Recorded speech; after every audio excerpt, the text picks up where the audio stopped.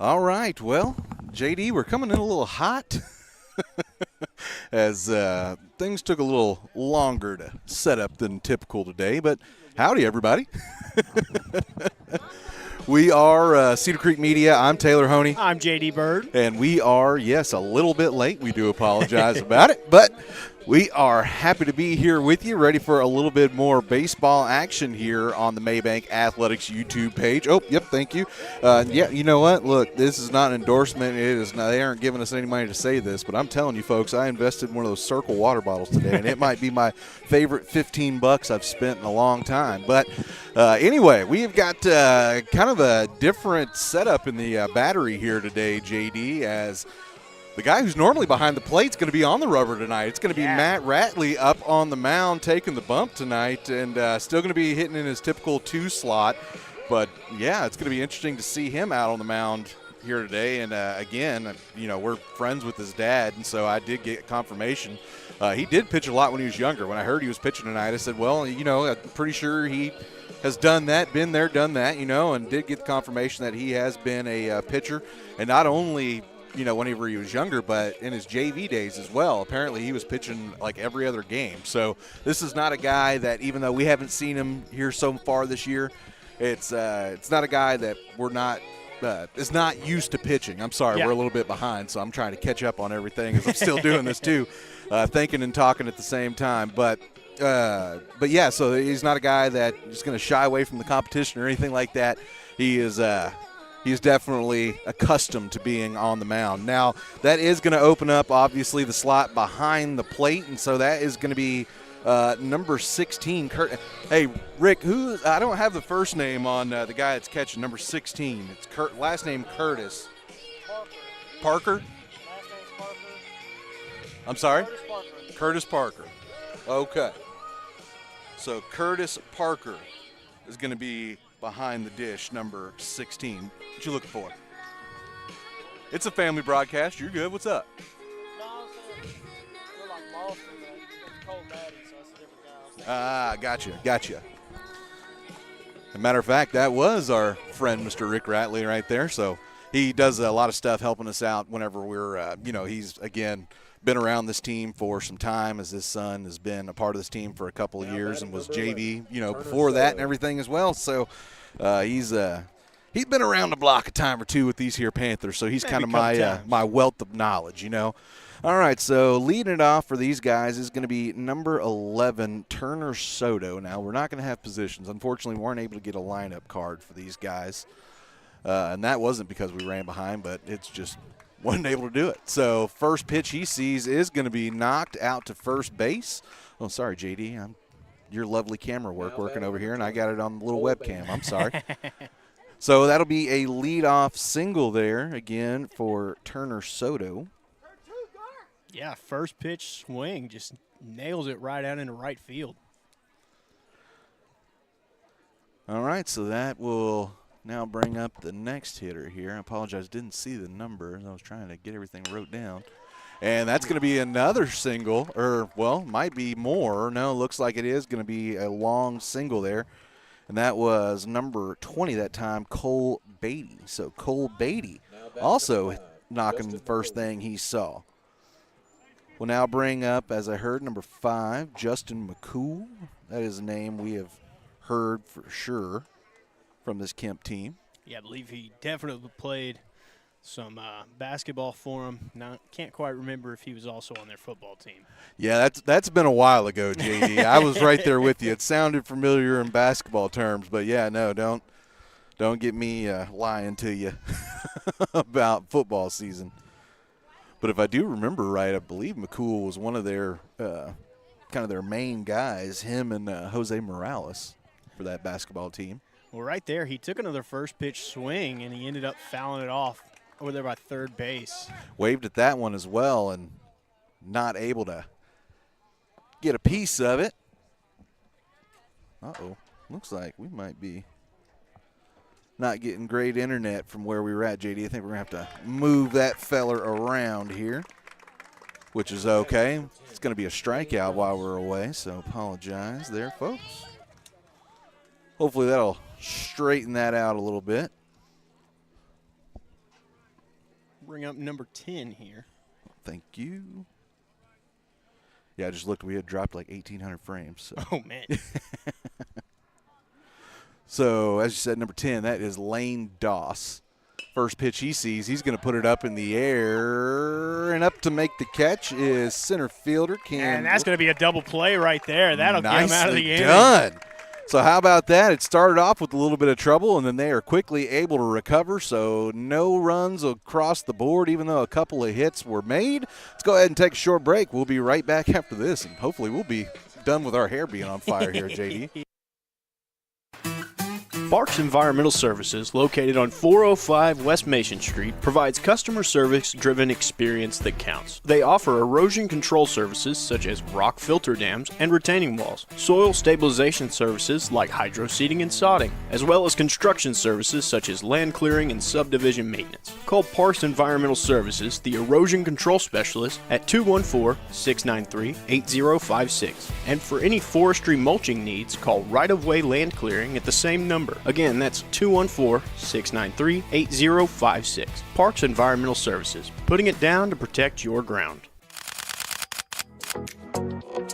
Kylie with Double K Photography will help you never forget all those special occasions, wedding and maternity photos, as well as family and senior portraits, just to name a few. With over 5 years of professional experience, Kylie can transform your wildest dreams into reality with pricing options available to fit every budget. Contact Kylie by email to book today at hello@doubleKphotography.studio or online at www.doublekphotography.studio, where you can also see samples from Kylie's previous works and client testimonials. Double K Photography, a proud supporter of Mabank Athletics.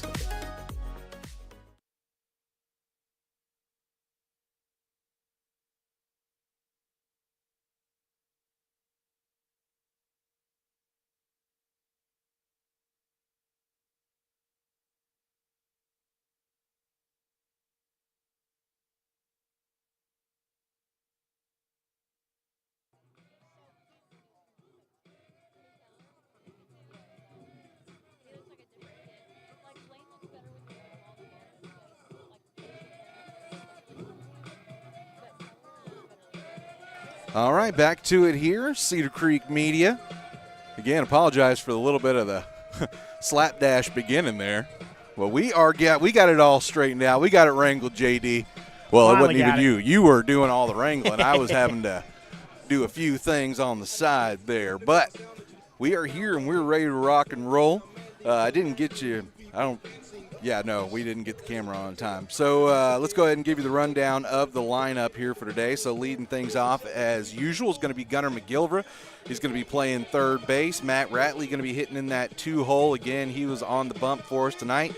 Madman Maddox McCrossin going to be playing shortstop and hitting third. Cam Wilkinson going to be manning center field. Will be pinch hit for tonight by Big Perk, Ty Perkins. Hitting in the 5-hole slot's going to be Jackson Whitaker, going to be playing right field. Then you got Cam Van Horn in the 6-hole, playing his traditional second base. Then you have got, number 21, number Morrison, 20, Gunnar McGilvra, playing third base. I apologize, we don't have his first name here. I'll get that for you guys. And then we've got Parker Curtis behind the bump, batting 8, and then Quade Green playing left field and rounding out the order. First pitch here to McGilvra is going to be a strike. That is number 11, Turner Soto, up on the bump. So working against the lefty here tonight are the Panthers. That is the same pitch right there. Yeah. So saw a couple of them. Got to be wary of it now.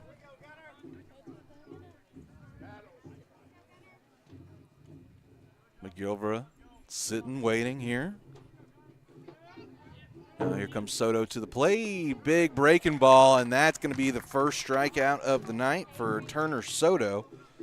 He led off the night with a leadoff single from the batter's box, and now starts it all off with a K from the pitcher's mound. Brings up the left-handed hitting Matthew Ratley. Again, throws with the right hand, but goes lefty in the batter's box. First pitch to him is going to be, it looked like it had a bit of break on there, but lost for a wild pitch. I mean, it looked like it was breaking a little bit to me. I don't know. I mean, it looked like it was breaking right for Matt's head there. And then right for our camera in the process. That's a fair assessment right there as well. I saw that one in 3D. So 1-0. Next pitch is going to be a little bit low here from Soto. So 2-0 now to Ratley. Ratley's been productive out of that 2-hole so far this year. See if he can tack another onto his total. That pitch is going to be inside. So 3-0 now. Ratley doing a good job of being selective here, especially after watching a strikeout. 3-pitch strikeout at that. And that one will get grooved in. So hitters count now 3-1. Ratley probably going to have the green light to swing here. Soto shakes off his catcher. That's number 3, Aiden Fitzhugh, behind the dish. Matt's just going to kind of roll one over, gets over to second base, and he's almost able to run out the play, but Kemp able to make it just in time. Looked like that was number 20, Cole Beatty, out there playing second base. We'll bring up the madman, Maddox McCrossin, taking his first cuts of the night.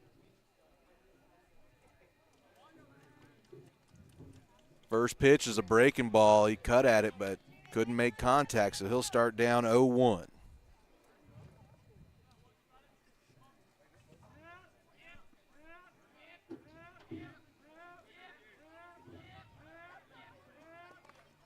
That's another breaking pitch there. Oh. Just foul. That was going to be trouble there, JD. Yeah, that one was, it was too close to be able to take there, so the best option is for you to foul it off. Of course, you'd love if you're able to straighten that up a little bit, get to roll down that line a little bit more, but I guess you'll have to just take it there, as now he's down 0-2. Ooh, takes a pitch on the outside. Yeah, that is exactly it. Nerves of steel right there, taking that pitch on the outside. And, I mean, that's something we've seen from him all year. As soon as he goes down 0-2, he's not afraid to sit there and make you throw him strikes. No. Big over-the-top throw that time from Soto. Going to be high. Kind of almost looked like he changed his arm slot a little bit that time. I don't think that's necessarily what he was wanting to do on that pitch. So 2-2 now. McCrossin trying to keep the half inning alive here, and he's going to smoke one. Great base hit. And it gets down, so one hops to the center fielder, and that will be a 2-out single for Maddox McCrossin. 11, Ty Perkins. Does bring up Mr. Perkins. Perkins, been a big part of this team. Unfortunately, as we mentioned, he had his pitching taken from him this year, but he is going to be able to hit all year, obviously. Well, since we're getting towards the end of the regular season, I guess that would make sense, huh, Taylor? Yeah, right. But he has found ways to contribute from the plate, as he's going to take the first pitch and it'll be off the plate for a ball.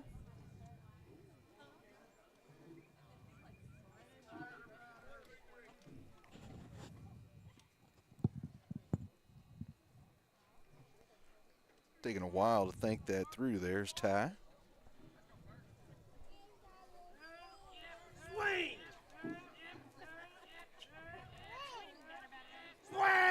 1-0 pitch is going to be on the outside.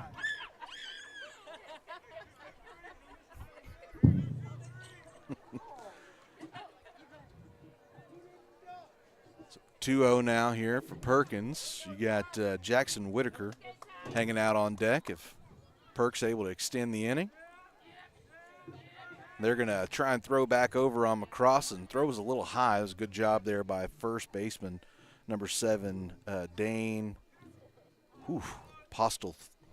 Postlethwaite. Ooh, boy. Young That's man, a name. if I'm getting your name wrong, young man, please understand, I apologize. It is not by intention.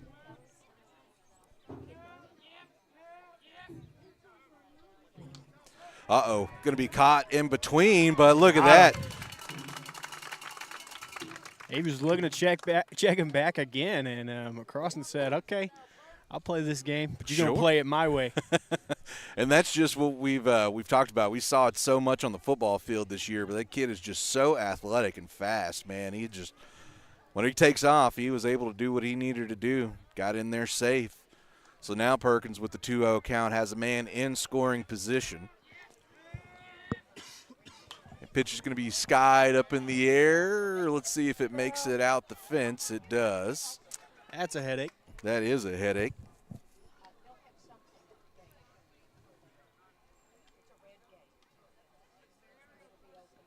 If I seem like I'm getting a little distracted here, folks, I apologize. I'm still trying to look out numbers and get positions down for everybody over there in Kemp. So 2-1 now is the count for Perkins.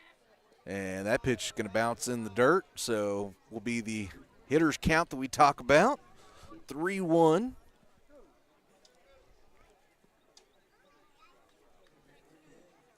With a guy like Perkins, you definitely are happy to give him the green light in situations like this. Mm-hmm. And he's going to take a pitch on the outside, so that will be the first walk surrendered by either side batting tonight. number 12, Jackson Whitaker. Brings up Mr. Jackson Whitaker. Witt played some center, but has mostly played right field so far this year. Made his way up the lineup as well, now all the way up into the 5-hole slot. So tells you the production and the faith that Coach McCrossan has in this young guy. Took the first pitch for a ball, by the way.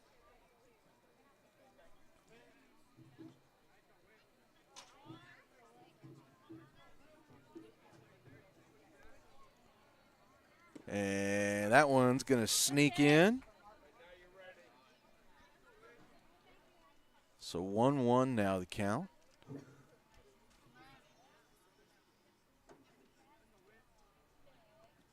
And another curveball going to catch the top of the zone that time for strike 2.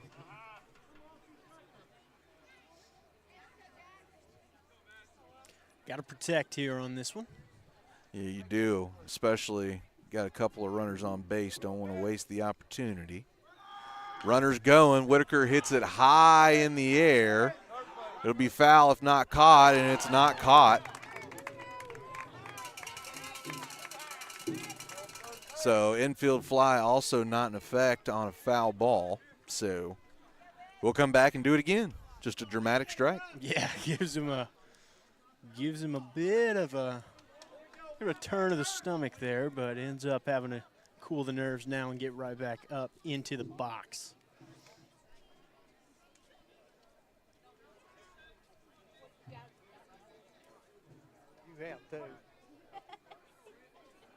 All right, let's see how Soto shakes it off.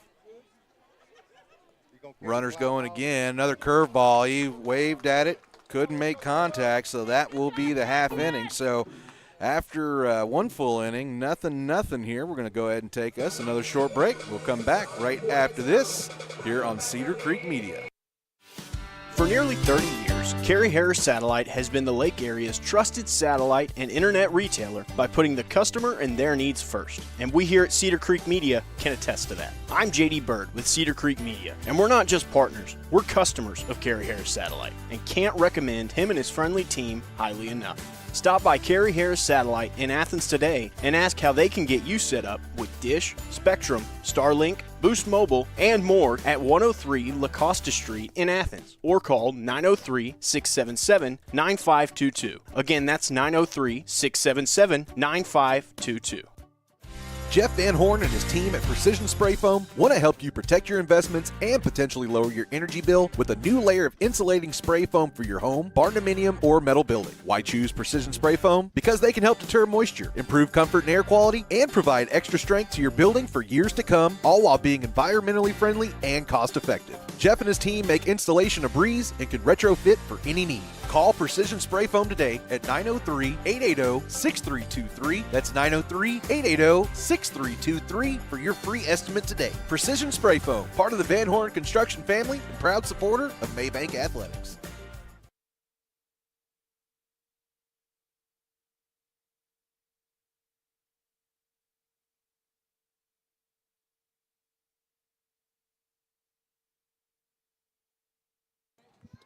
And we are back here from the bank Now batting number 15. at Nate the Dunn. top of the second now. Thank you, JD. Man in the fort over here. Man of many talents. Do what I can. Brings up number 15 to start the top of the second inning. That is Nate Dunn. Gonna And take a ball there on pitch one. let's see. Dunn is. God. I want to say he's a designated hitter. I'm not 1,000%, but based on the writing that I'm seeing here, it's kind of what it looks like. Right there, pitch number 2. He ends up fouling it off. Evens things up 1-1. Now he taps one in the middle. It was a good effort by Van Horn. Just couldn't quite get the leather on it. So that'll be a leadoff single for the Now second batting number consecutive 8, inning. Adrian Culpepper.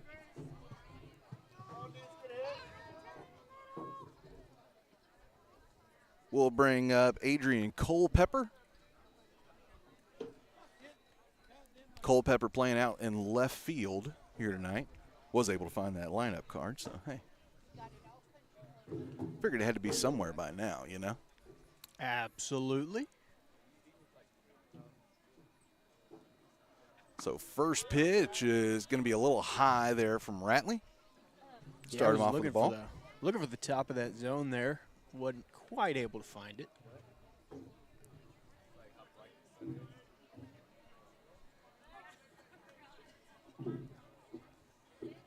Ratley, ooh, that was a good pickoff move. Didn't get him, but boy, it was close. Real close.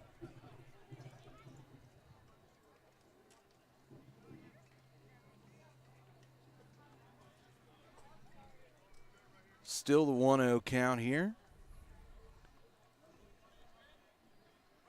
Got a runner this time. Check it down. Oh. Just not able to quite cleanly glove it there was the madman Maddox McCrossan. That was a really good throw, though. Might have still been just a hair late, but boy, it was a good-looking play regardless. Absolutely. So down 2-0 here. Ratley's going to have to battle his way back into it.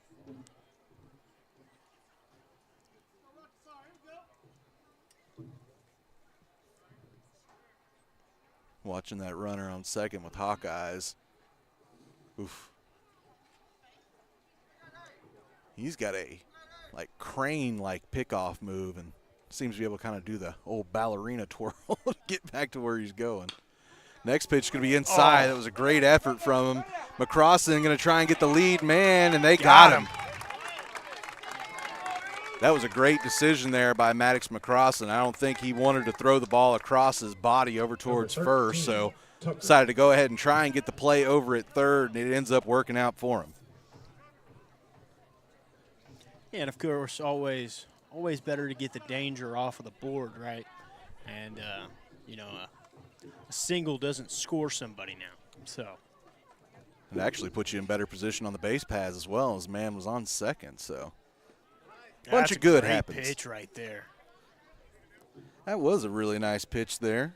Almost looked like a sinker a bit. Just kind of was hitting in the middle of the zone and then just sunk right down to the bottom of it to where batter really had no chance of even swinging at it. Oof. Ratley is making sure these Yellow Jackets do not feel comfortable on the base paths. And he's got just such an unpredictable pickoff move that he does there. He doesn't telegraph it at all. It is bang, and the ball is coming at you. Well, speaking of the ball coming at you, that one was some high heat there. Came right across the letters for a ball. And by the way, this is number 13 up to bat. They have him simply down as Tucker. So this is Tucker. It's kind of like, Cher or Pele or, Ronaldo. You just need one name sometimes, Just the one. Just the one. So still a 1-1 count here. Ratley fires, and that one got away from him a little bit. Looked like it kind of fell out of his hand at the top of the delivery. So that'll be ball number 2.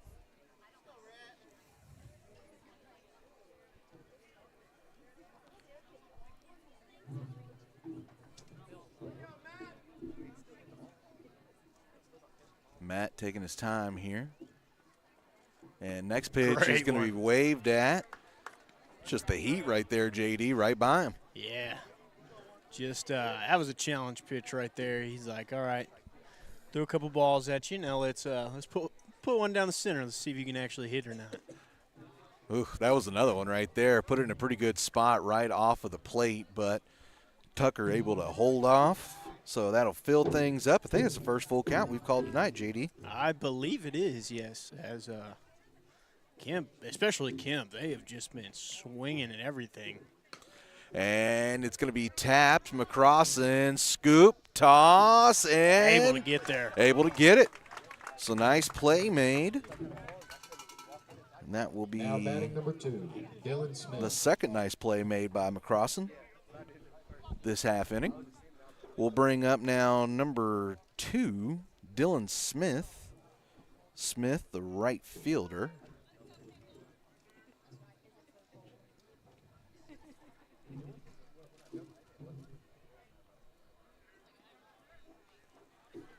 Ratley checks his runner, delivers a strike. It's going to be right off the corner for a ball.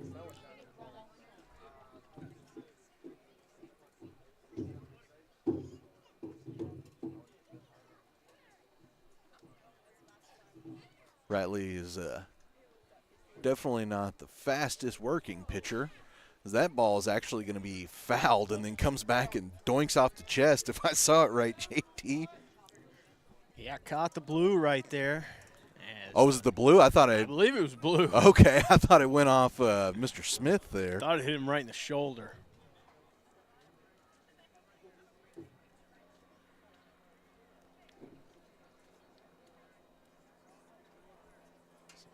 Ratley again checking his runner. Now fires, That catches was a the great outside one. edge. That was nice.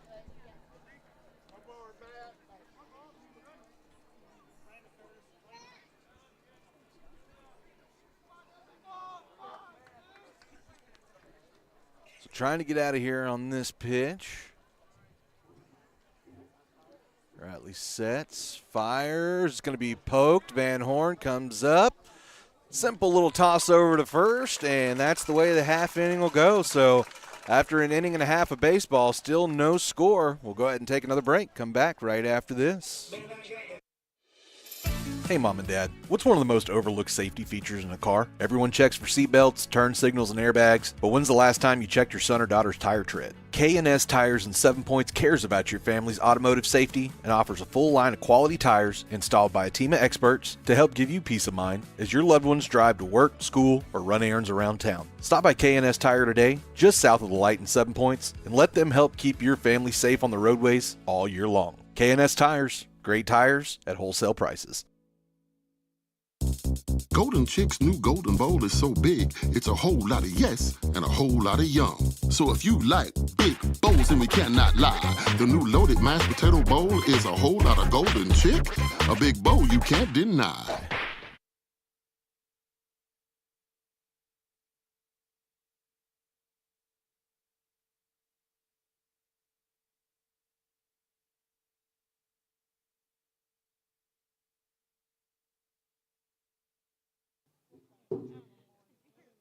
All right, back here to it, just about ready to get the bottom half of the second inning going. Still no score here. Nothing. Matter of fact, Mabank able to just muster the one hit, the Maddox McCrossin single in the top half of the bottom half of the first inning. Let's see if the second baseman, Cam Van Horn, can change things a bit.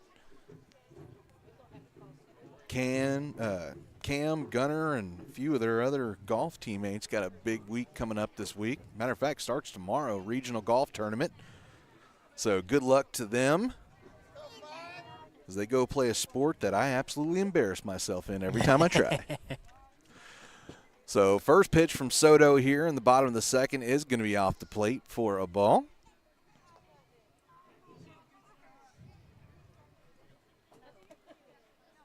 2 strikeouts back in the first, so he's obviously wanting to continue that.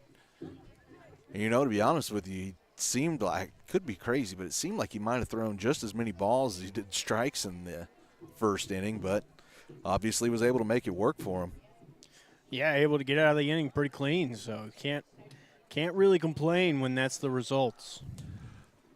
Next pitch was off the plate as well, so that'll bring it all the way up now to 3-0. Or no, excuse me. Yeah? Yep, 3-0. Yep, 3-0. Okay. Still never trust that light, JD.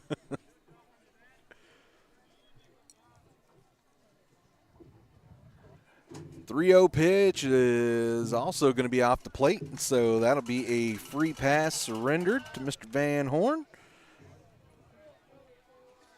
Yeah, a little 4-pitch walk right there. Gets the first Panther Now batting number 21 on base. Joey Morrison. All right, so that is Joey Morrison. Thank you, Roden. First action we're seeing of Mr. Morrison. At least that I mean, I'm pretty sure that it's the first we've seen him as we've been out. Yes, it is. So let's see what he's got. He takes a big hack at the first curveball he sees. If he got a hold of that with that swing and that kind of down break, that might have ended up somewhere near your hometown there, buddy. That was a big old hack at it. So 0-1 here, still nobody out. And they're going to check back over. And Van Horn doesn't even slide on that. He just kind of simply takes a long step back. Yeah, I was going to say, you know, there wasn't really much of a threatening lead over there. But, again, with the lefty Soto, he can see that first base side rather well. And 0-1 pitch is going to be fouled back.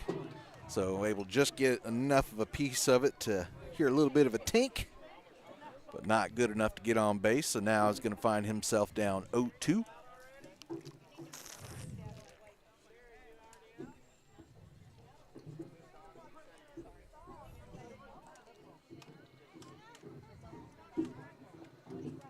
Soto again checking back, now going to deliver. Oh, thought he got the top corner, but not going to give it to him. Again, a good job of laying off there by Mr. Morrison.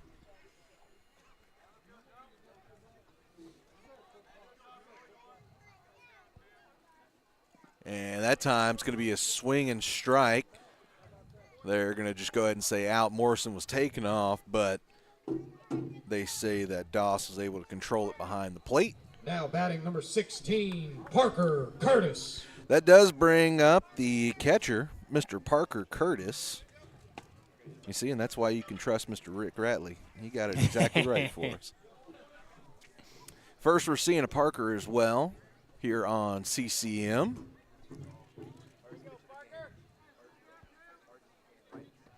Soto taking a little extra time here. And by the way, as you see, Van Horn did make it over to second in the commotion, process. Yeah. First pitch. Ooh, golly, that made me flinch. That was coming right at my face if there wasn't a fence. Survival instinct kicked in right there. I would have been wearing that one. Does go down as ball, though. I don't know, with that matrix move, you might have just missed it. I don't know. I present a large target for a baseball, for sure. But with the wild pitch, Van Horn is able to move up to third base here. Good catch, good catch. Didn't see that. Got a runner right in scoring position. And takes a big wave at that one. A little elevated in the strike zone. Hittable pitch for sure.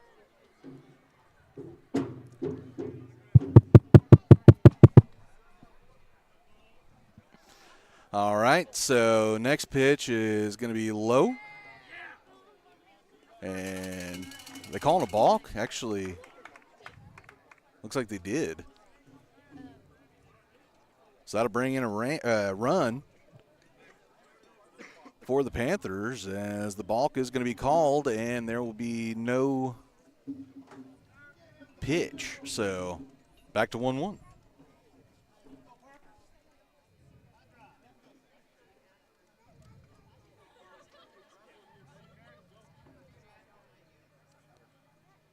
And, oof, again takes a big wave at it. Now finds himself down 1-2. Again, you can tell these guys that are getting a chance to play today, they are wanting to make an impression here tonight. Next pitch is going to be a curveball, just the tip. Going to end up rolling innocently right there in front. You see, I can deal with the ball when it's coming at me like that, JD. When it's just rolling there, we're good, you know? Comes off the bat right at your face. This is a different kind of story, ain't it?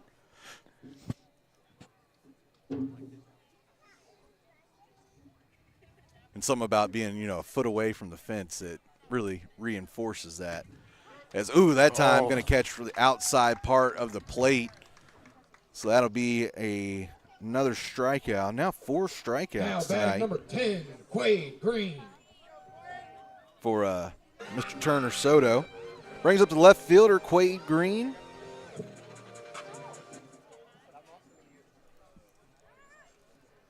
So 2 outs, nobody on. Bottom man of the order up.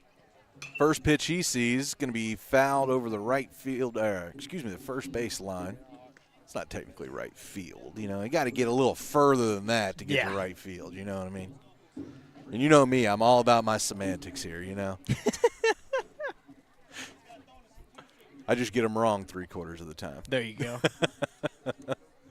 Next pitch.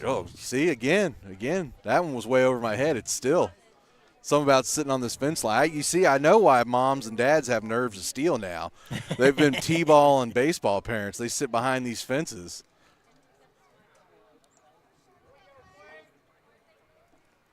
So Green finds himself down 0-2. Payoff pitch here is going to be slapped. Nice base hit. And that's exactly how we saw the only other base hit so far from Maddox McCrossin. Same thing. 20, Down in the count. Gilvra. And able to just smoke one right back up the middle. So that keeps the half inning alive here for the Panthers, who are enjoying that 1-0 lead. And again, it was the aggressive base running nature of Mr. Cam Van Horn that made that run a reality, because the balk's what brought him home. So if he doesn't steal a couple of bases throughout that series of events, you don't end up getting a run, you just get a base, Yeah. So got to give a big shout out to him. Almost kind of feel like you should give himself an RBI for making it happen. Getting himself in that position. Yeah, you know.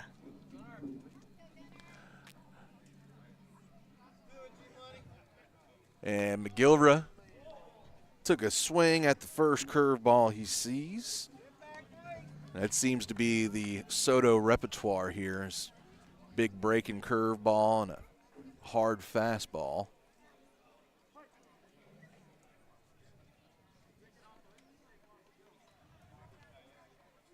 And they're going to check back on the runner again. Green able to get back in time.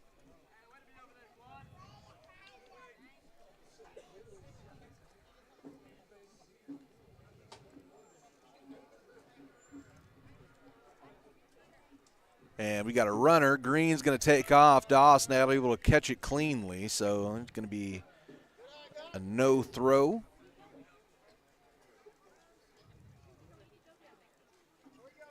Yeah, I think that might have been a case of he knew he was about to have to do that throw down, and he was looking to throw before he actually confirmed the catch right there in his glove, and it just got away from him. I think that is exactly right. It was right there, pretty much in the same spot, able to scoop it up, no problem. Does go down as a ball, though.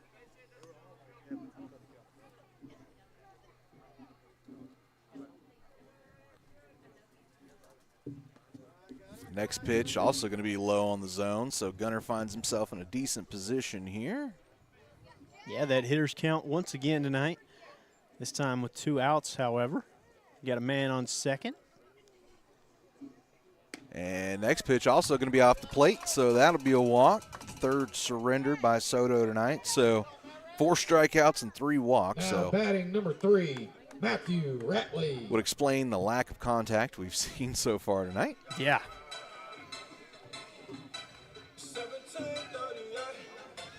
Brings up the opposing pitcher, Mr. Matthew Ratley. Grounded out to second back in the first inning. First pitch to him going to be off the plate for a ball.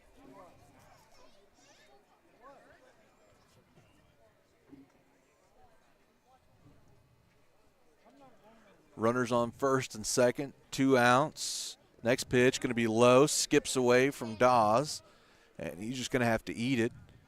So runners will both advance 90 more feet, so that is going to put both guys in scoring position now.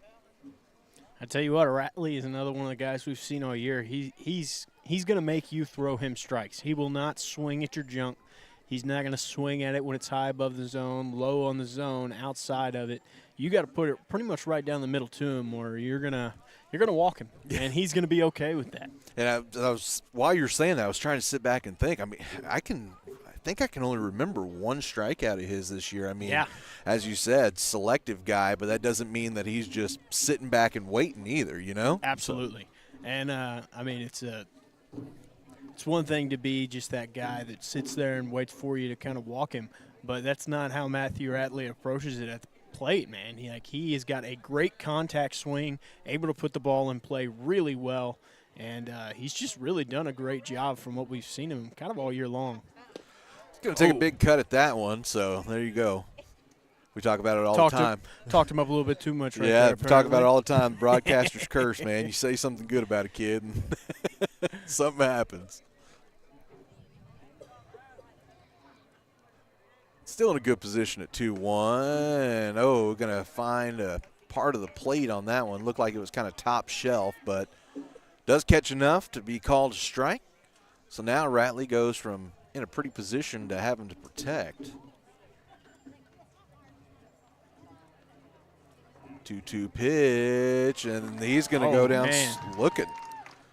So, again, just able to find a good part of the plate there, and that will be strikeout number 5 of the night for Soto. Well, all right, let's go ahead and take another short break. We'll come back right after this here on Cedar Creek Media.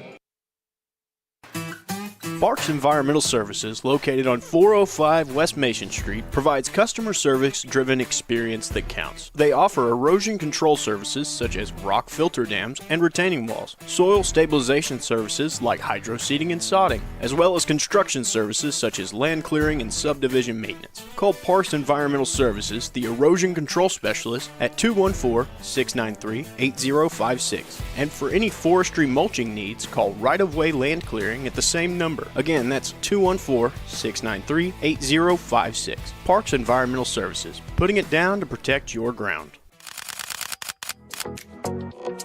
Kylie with Double K Photography will help you never forget all those special occasions, wedding and maternity photos, as well as family and senior portraits, just to name a few. With over 5 years of professional experience, Kylie can transform your wildest dreams into reality with pricing options available to fit every budget. Contact Kylie by email to book today at hello@doubleKphotography.studio or online at www.doubleKphotography.studio, where you can also see samples from Kylie's previous works and client testimonials. Double K Photography, a proud supporter of Mabank Athletics.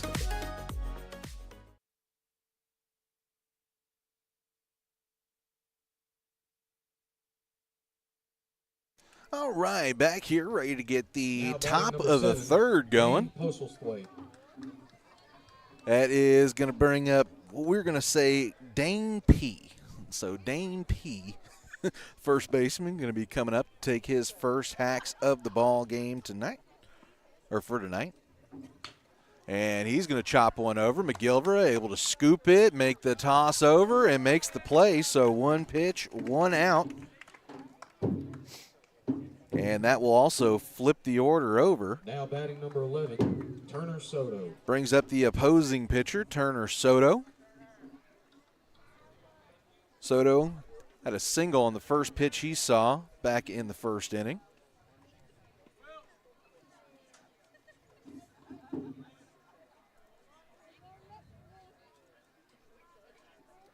Ratley taking a little extra time. First pitch going to be inside for a ball. Hear my voice crack on that? For a ball? For a little bit of a ball. Looks like some mind games going on for Mr. Soto now as he calls a little time, steps out and steps right back in. You know, when we see that from opposing pitchers, as that pitch going to catch a nice part of the inside of the plate, really, I mean, if you swing at that, you're probably going to get jammed up, but just enough of the strike zone to get the call. That's why that pitch works right there. Because you got to decide, you want your hands to be hurting, or you want to stay in your at bat. And sometimes that's a hard choice to make, you know? Oh, absolutely. I say sometimes, really is just a hard choice to make. So 2-1 here. Soto trying to keep his 1-for-1. So he's going to clack that one over. I was going to say keep a streak going, but it's hard to call a streak whenever you're just 1-for-1. You know what I mean? So that one hit streak. Yeah, exactly. It just sounds wild coming out of your mouth, you know. 2-2, and that's going to be a swing and a miss. So that will be strikeout number 2 of the night for Ratley. Brings up the shortstop, number 20, Cole Beatty. Beatty also singled back in the first.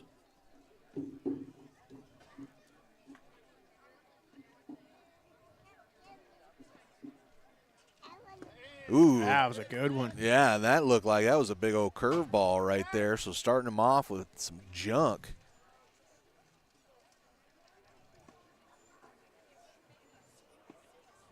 Oh, 1. Looked like that time was trying to throw something somewhat similar. Just didn't quite come out with the same result. It's another thing I'm noticing with Ratley. You see how he's changing up his timing between his pitches? Yeah.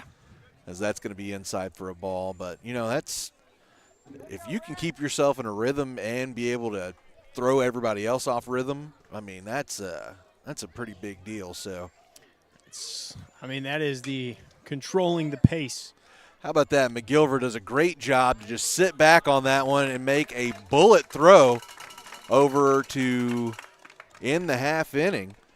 So that's the way it'll go. Ground out to third base. Kemp still not able to get on the board.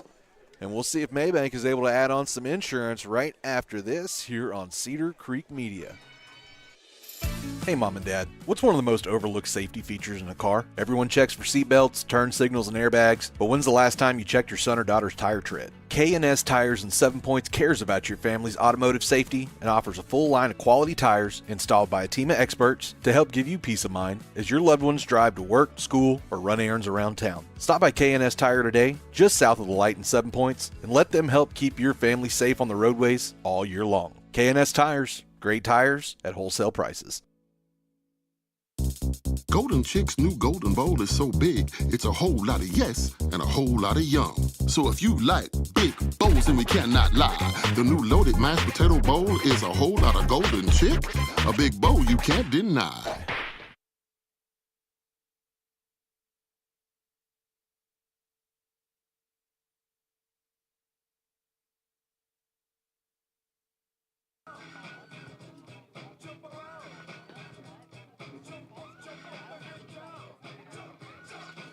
All right, back to it here. Mabank nursing a 1-0 lead here through the first 2.5 innings of play. Leading off is going to be the madman, Maddox McCrossan. Still got Turner Soto up on the mound. He's had a pretty good night from the mound so far. 5 strikeouts, but also got 4 walks, so going to have to clean things up a bit for himself. Excuse me, 3 walks so far tonight, so 4 strikeouts, 3 walks. That now is batting the number 2. correct score on that. I was going from memory. I was pretty close. It was pretty close. I won't lie to you.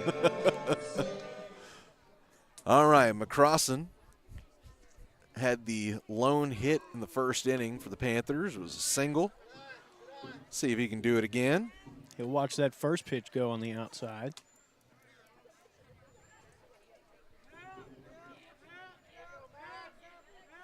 So 1-0 pitch is going to be tapped. Beautiful.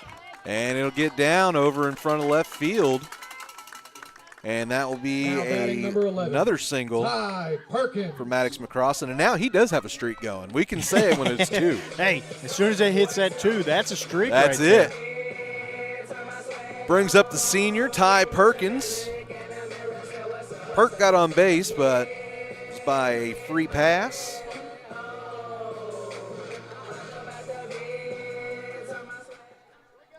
So we like that, able to get a runner on base with no outs. First time so far for the Panthers tonight.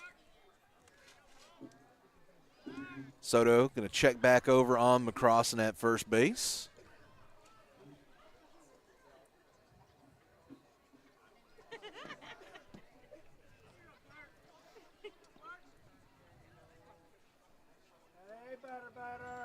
And they're going to say he gets back, so was able to hold it for quite a long time there was Perkins, but gets the bat back just in time. We'll take it for a ball. So 1-0 now the count. Perk asks for a little extra time. Checks back on the signal.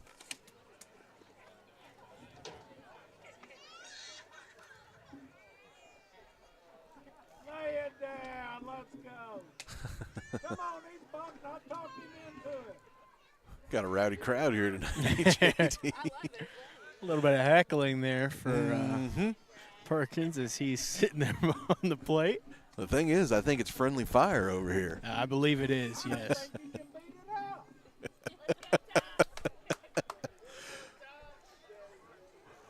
1-0 pitch, and Perkins again pulls it back. Dawes not able to cleanly field it, and McCrossin is just going to move up 90 feet, almost accidentally slipped off the bag there, but able to keep a kind of a heel hook on it. I don't know how he managed to keep himself on that bag, but he did it. Was running out of the way of the much larger man there, Cole Beatty. So I don't think I want to run straight into contact on that. 2-0 pitch now, and that one's going to bounce right in front of the plate. So Perkins going to find himself at 3-0 now.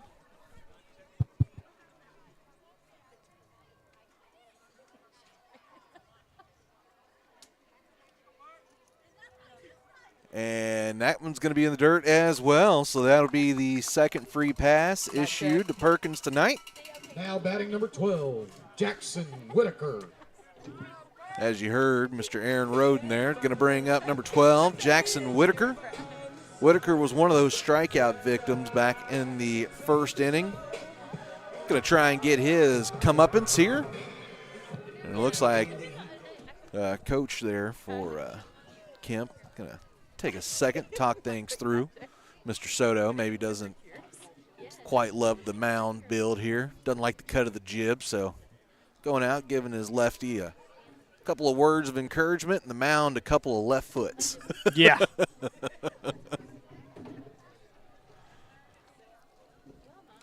So that now brings up Whitaker.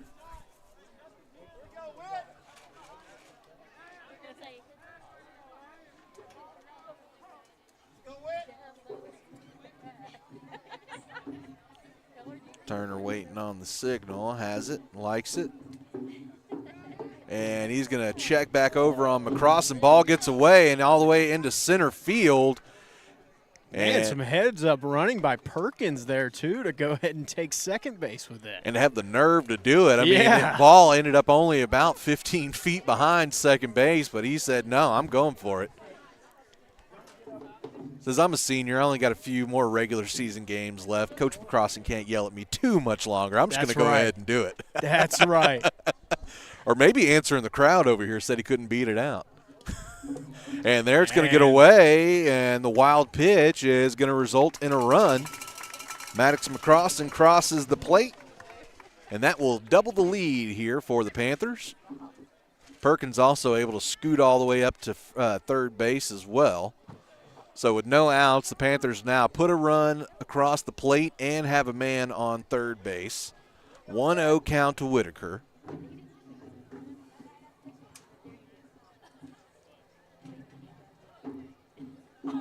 And Whitaker thought about the bunt, had to pull it back, takes it for a ball.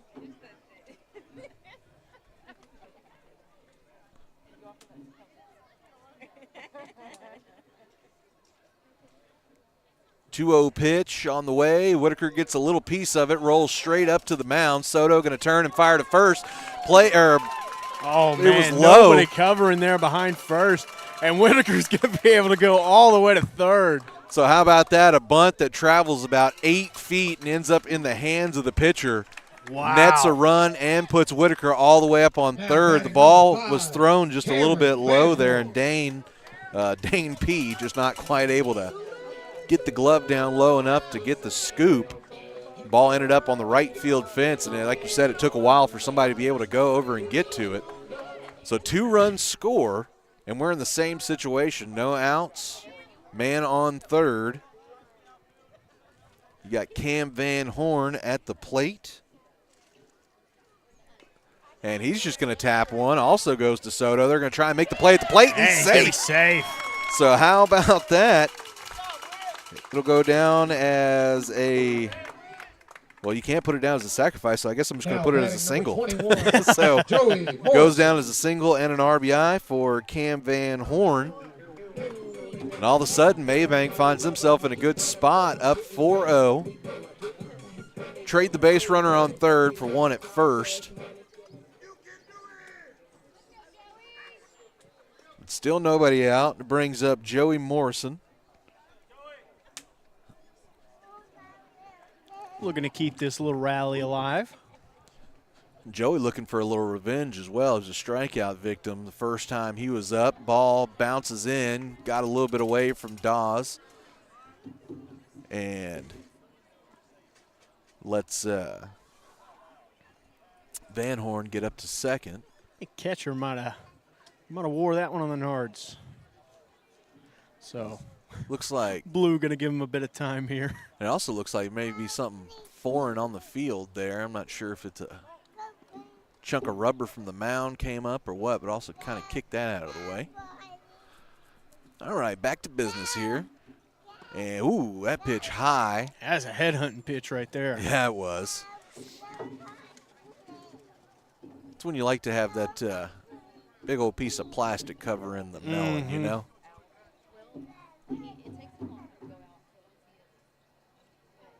Next pitch, big breaking ball, offers that, couldn't make contact, so now 2-1. Morrison still in a pretty good spot here. Again, not an everyday guy at this moment, so kind of catching up to the speed of the game a bit here as he's going to catch just a bit of a tip there, and it ends up going foul. I was kind of in agreement, thought the pitch got away, but umpire says it was tapped, so sends Van Horn back to second. 2-2. Soto deals, and that is going to be fouled. Like that, it's the best contact we've seen here from Morrison. Was just a little bit behind it, but obviously is catching up to things here. Yeah, good two-strike approach right there. I'm going to have to foul it off there if it's anything close. A little behind it, but able to do so.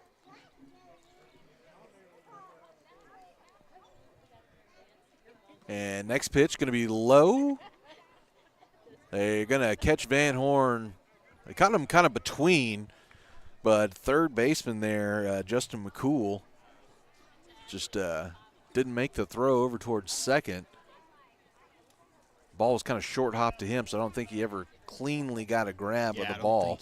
I don't think he really had possession of it to be able to catch him in that rundown. And that'll be a wave and a strikeout there. So Morrison will go down swinging. Parker Curtis. Bring up the catcher, number 16, Parker Curtis.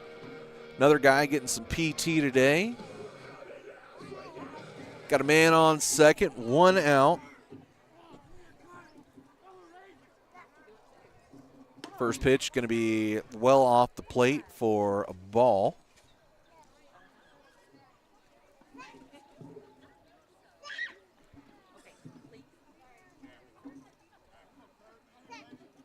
One 1-0 pitch, and oof, pretty good spot there. I don't think Soto liked the ball call.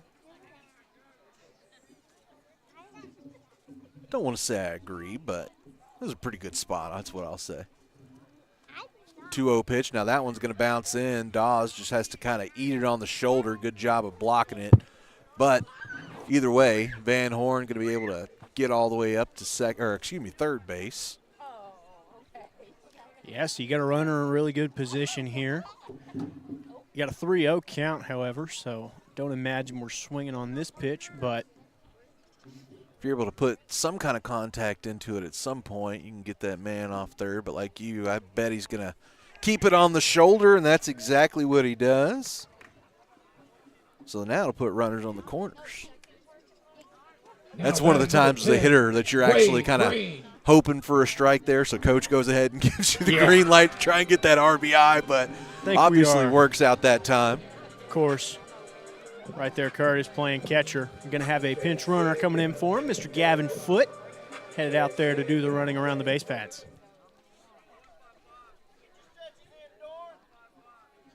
The Foot is good at things that involve feet, like running. You know running, what I mean? Yes.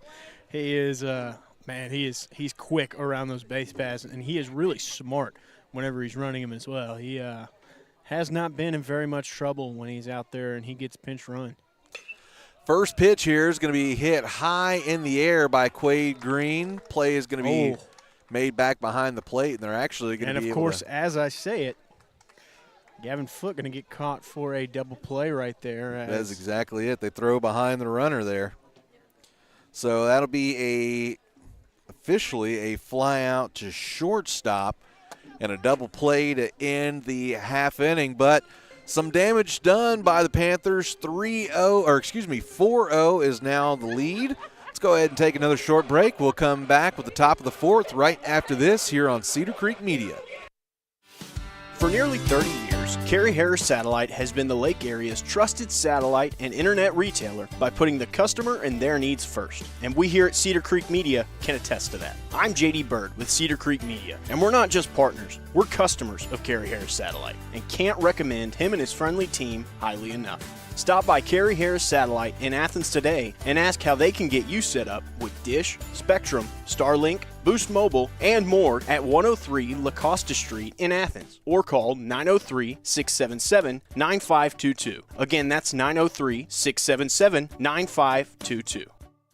Jeff Van Horn and his team at Precision Spray Foam want to help you protect your investments and potentially lower your energy bill with a new layer of insulating spray foam for your home, barndominium, or metal building. Why choose Precision Spray Foam? Because they can help deter moisture, improve comfort and air quality, and provide extra strength to your building for years to come, all while being environmentally friendly and cost-effective. Jeff and his team make installation a breeze and can retrofit for any need. Call Precision Spray Foam today at 903-880-6323. That's 903-880-6323 for your free estimate today. Precision Spray Foam, part of the Van Horn Construction family and proud supporter of Mabank Athletics.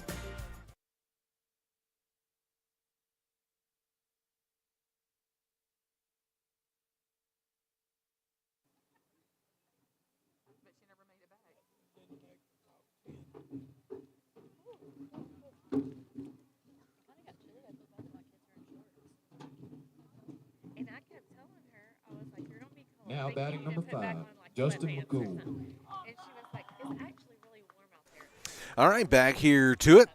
Ready to get the top half of the fourth underway. It's going to be third baseman Justin McCool to start things off here for the Yellow Jackets. Still got Mr. Matthew Ratley up on the mound. First pitch to McCool was off the plate for a ball. So 1-0 count. Cool, going to take a little time here. Take a second to think things through. There we go. I think I fixed it, JD. I pulled one of our buttons off. Bull and China cabinet. That is I. There we go. All right, so next pitch also going to be off the plate.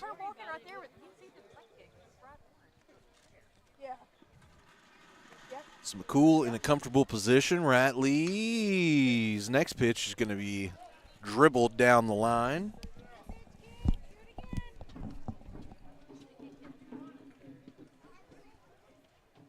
So gets a rolling strike on him. 2-1 now the count. Working with some good insurance now. 4-run lead. And next pitch going to be a little inside, a little low. So that'll now put McCool in the hitter's count of 3-1.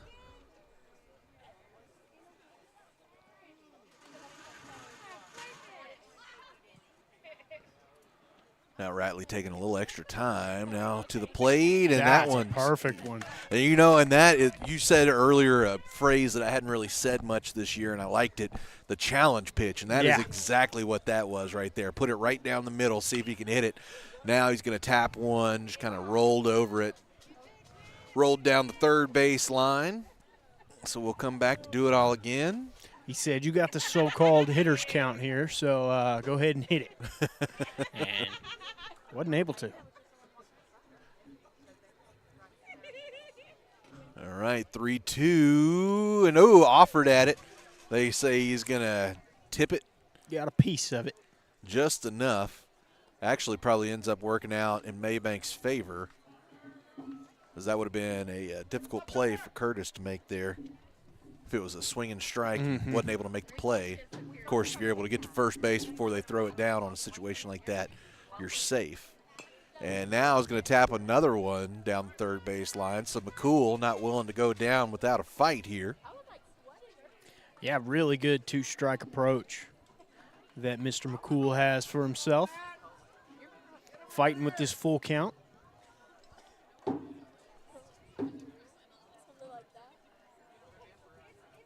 And that one's going to be low, so he lost him. We'll now bring up the catcher. Lane Doss. Number 10, Lane Doss.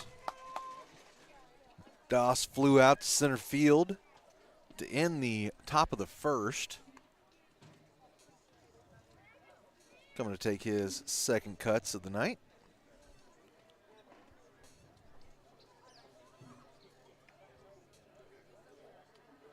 First pitch, McCool's running, gunned down by Curtis. Got him. Perfect throw there by Parker Curtis. Gets him. Boy, you got, shoo. If you're Ratley, you're probably pretty happy right now. Hey. Yeah, your little mistake that you had made fighting with that full count that you just weren't able to close out, that's now been wiped off the board, so you don't have to worry about that runner scoring from it. Well, and as a fellow catcher that's out on the mound, you got to appreciate even that just a little bit more, You know what I mean? So 1-0 here. And beautiful big pitch. Cut there from Lane. Just a blow-by right there. Yeah. Rat obviously starting to feel it a bit here, getting into his groove here in the top of the fourth. That one is going to be tapped. Van Horn ranges over. Nice job to get to it. Easy throw over, and the squeeze put on there by Mr. Morrison. That'll be out number 2. Now batting number 15, Nate Dunn. Designated hitter number 15, Nate Dunn, coming in to take his cuts now. Singled to start off the top of the second inning.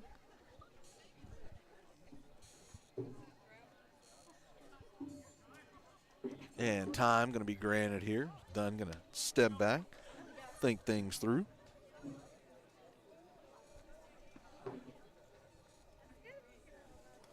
Oof. Came in and hit him, got him on, looked like maybe the ankle there. Something. No, right in the chest. Oh, I'm sorry. I looked up at the wrong time. I apologize. So I didn't see. I just saw him kind of bouncing around, so I was thinking. But well, maybe it was more the Now stomach batting number there. 8, Adrian Culpepper.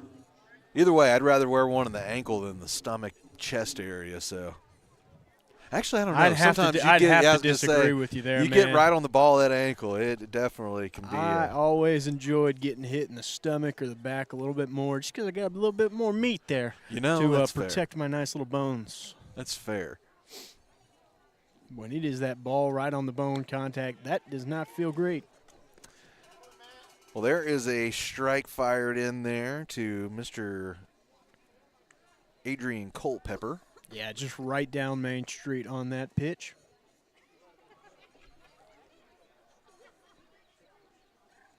And big breaking ball that time, just a little off the zone. So 1-1 count.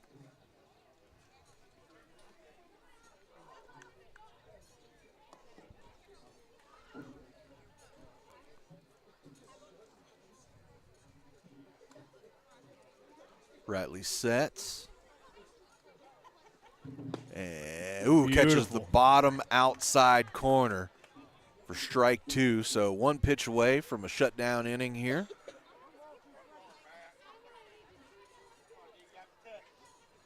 I like this here, Ratley.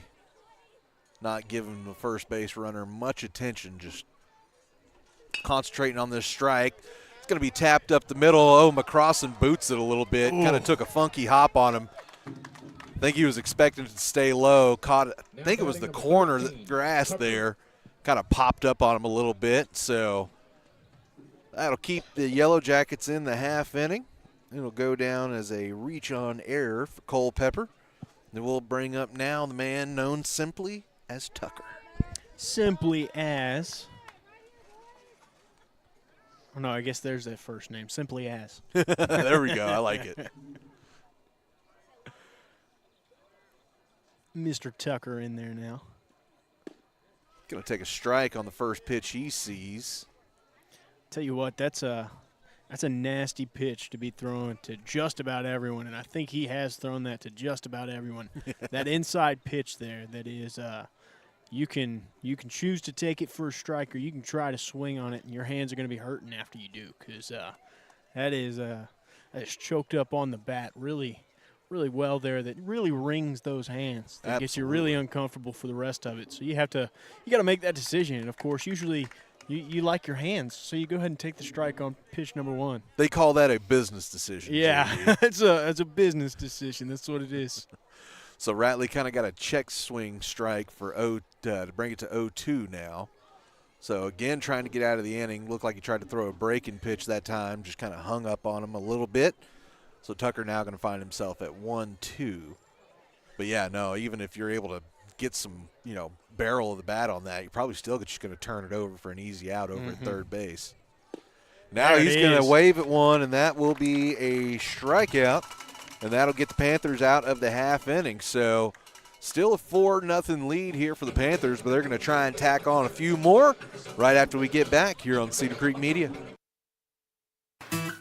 Parks Environmental Services, located on 405 West Mason Street, provides customer service-driven experience that counts. They offer erosion control services such as rock filter dams and retaining walls, soil stabilization services like hydro seeding and sodding, as well as construction services such as land clearing and subdivision maintenance. Call Parks Environmental Services, the erosion control specialist, at 214-693-8056. And for any forestry mulching needs, call Right of Way Land Clearing at the same number. Again, that's 214-693-8056. Parks Environmental Services, putting it down to protect your ground.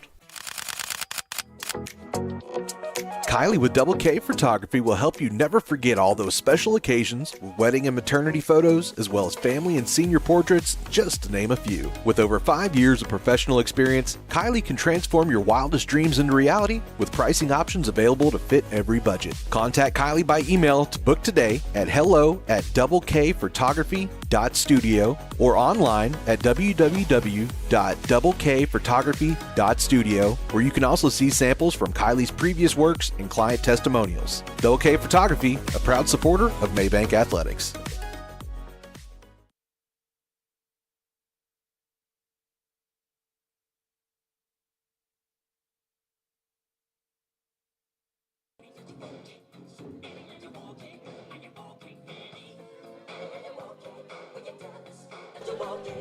All right, back here, Cedar Creek Media. As we said, 4-0 lead for your Panthers. New pitcher out on the mound. It's number 20, Cole Beatty. So Beatty going to be taking over on the mound. It looked like Justin McCool slid over to take over the shortstop position. That is number 8, Adrian Culpepper. Now batting number 20, slides in to take over the third base position, and I believe that puts our original starting pitcher tonight, Mr. Tucker Soto, out in left field. I believe that's what I'm seeing. But I'm not going to swear to it. I believe you are right. Well, we are going to have the top of the order leading things off here for the Panthers. Gunnar McGilvra has struck out and walked so far tonight. He'll be the first man to go up against the new pitcher. First pitch is going to be well high.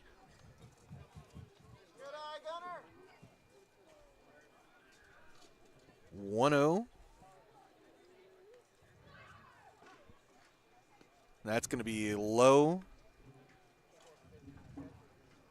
So McGilver starts off 2-0.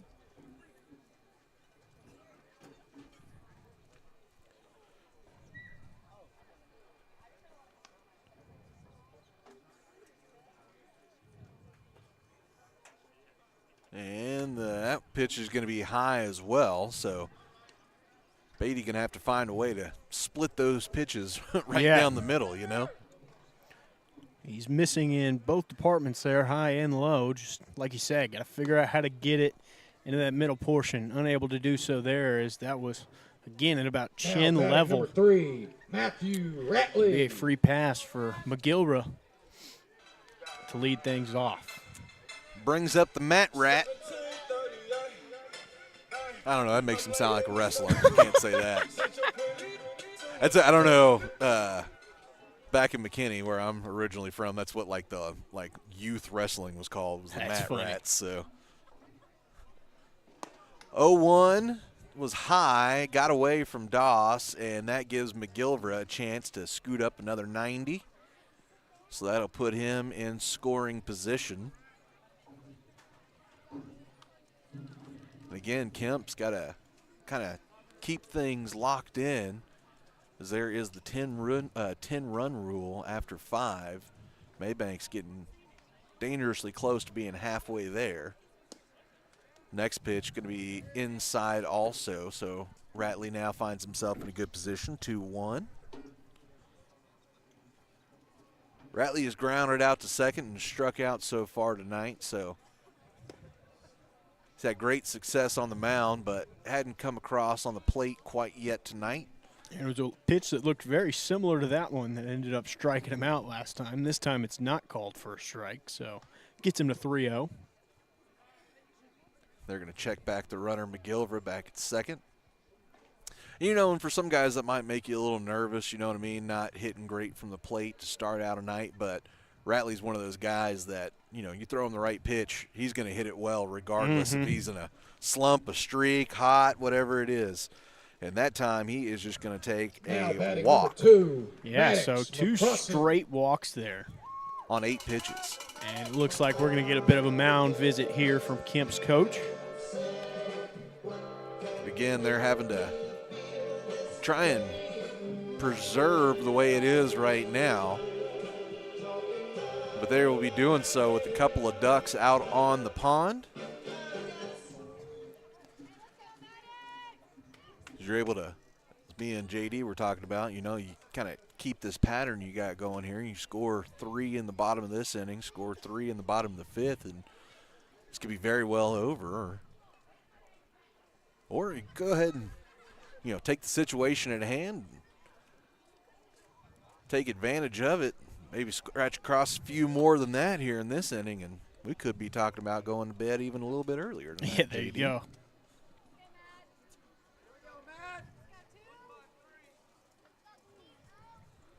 So we'll bring up the madman, Maddox McCrossan. He has got a streak going, 2 for 2, both singles.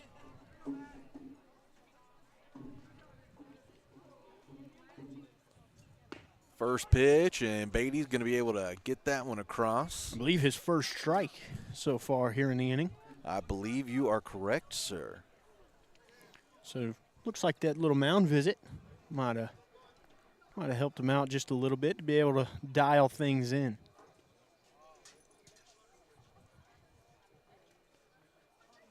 Oh, 1 pitch. McCrossan's going to put it in the air. Going to be a long run, and Kemp. Nobody's going to come up and grab it. Yeah, so shortstop and center fielder, a little miscommunication, each thinking the other was going to come on to make the play. Now batting number 11. And they're not able to do it. And actually, I see I was wrong. Soto is actually the center fielder. So that was him coming on trying to make the play. So him and McCool just not able to work things out between the two. So we're feeling generous tonight. So we're going to go ahead and say that's now 3 singles for Maddox McCrossan. Might as well. Brings up Mr. Perkins. Bases loaded here for the Big Perk. And, you know, he has got a streak going right now that, while it's not bad, he probably doesn't prefer it. has walked both times he's been up so far tonight. Has not let the heckling of the crowd get to him. No, he is not. As both of his times up to bat, he was heckled. So first pitch he sees, are they going to say he got back or did he offer? Able to pull it back there on that one. Well, there's the heckling once there it again. goes.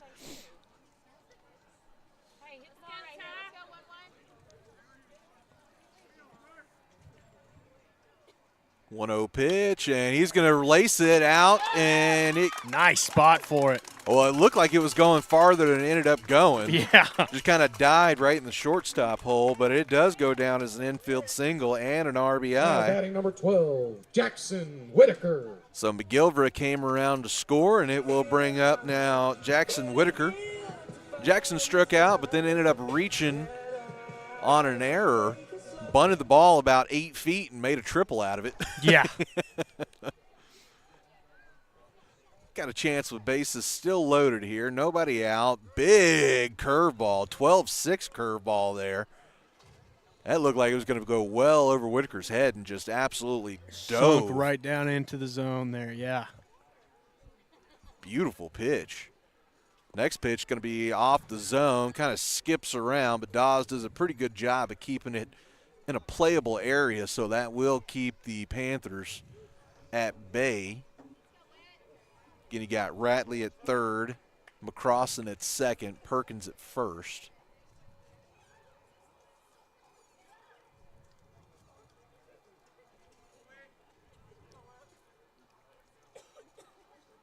So bit of a hefty situation to try to pull yourself out of, but right there Whitaker able to get one.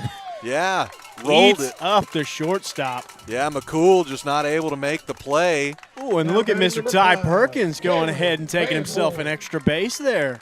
Yeah, absolutely. So Ratley comes around, McCrossan runs hard, able to score from second.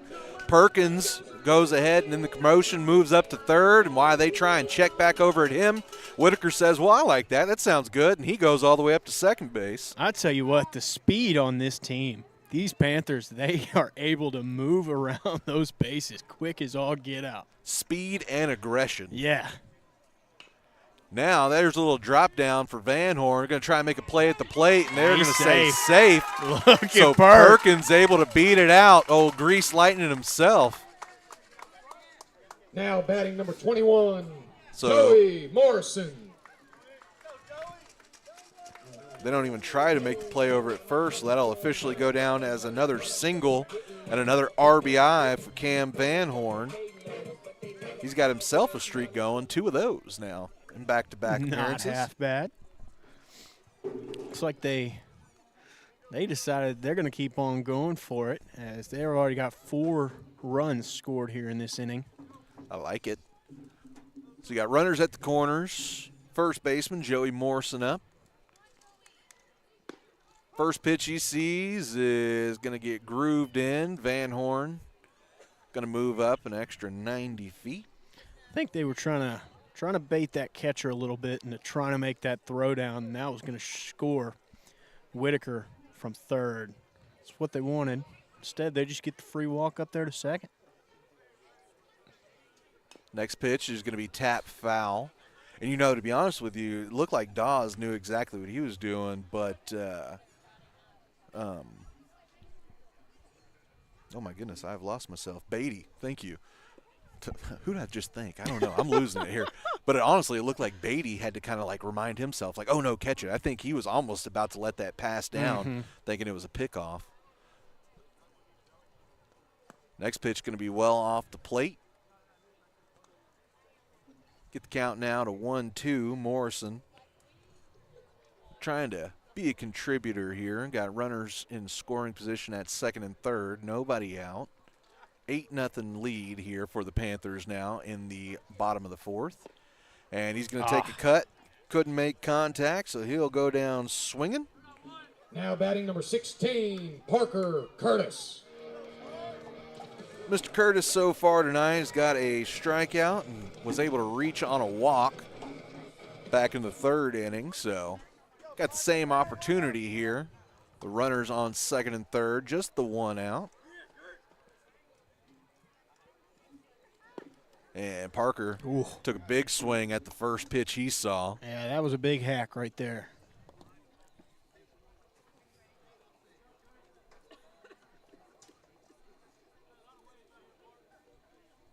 Oh, 1 here. Beatty trying to get himself out of the inning. And that's going to be tapped, and that'll get through the shortstop and third base hole. That's going to score 2. It's a pretty good throw over, but, yeah, just not quite on line. So like you said, that'll score 2, so that will go down as a 2 RBI single for Mr. Parker Curtis. Man, that brings it 10-0 now. Quade Green. As with 1 out. Mabank's still going to be rolling here. Of course, going to get that pinch running in. Mr. Gavin Foote on to try to do it again. Caught in a bad situation last time he did it. Yeah, nothing he could do about that, but we do know having him on the base pass can change things for you. Absolutely. As the kid's got all the speed in the world. Well, that brings up Mr. Quade Green. They're going to try and check back over on foot, and he was able to get back in time. Quade's got a single and also grounded out to the shortstop, so 1 for 2 officially on the night. They're going to check back on foot again.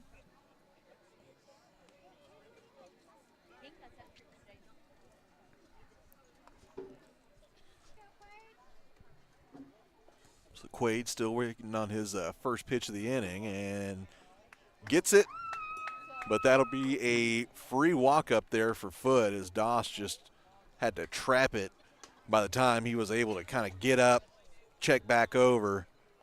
Foote was already about 5 feet away from the bag, so. Well, I'll just say you saw the way that Foote just really let off the accelerator about halfway through that run.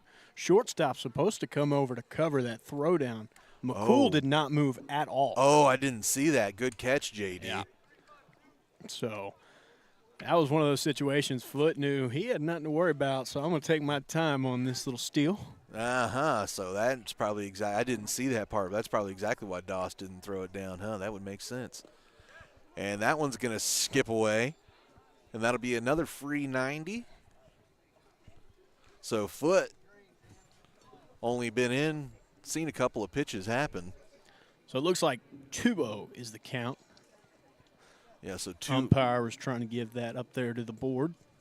So Mr. Roden, which I got to say, we give Roden a bunch of crap because he's just a good kid and he can deal with it. But he has ran a very clean board here tonight. Hadn't had to reset it once. So it looks like the Yellow Jackets going to have a bit of a chit-chat here.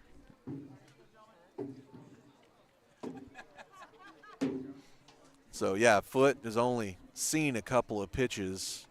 Well, he obviously didn't hit, but only seen a couple of pitches happen so far, and he's been able to advance a couple of bases. So. Yeah, 2 pitches and 2 bases stolen. So can't ask for much more than that. I'll take it.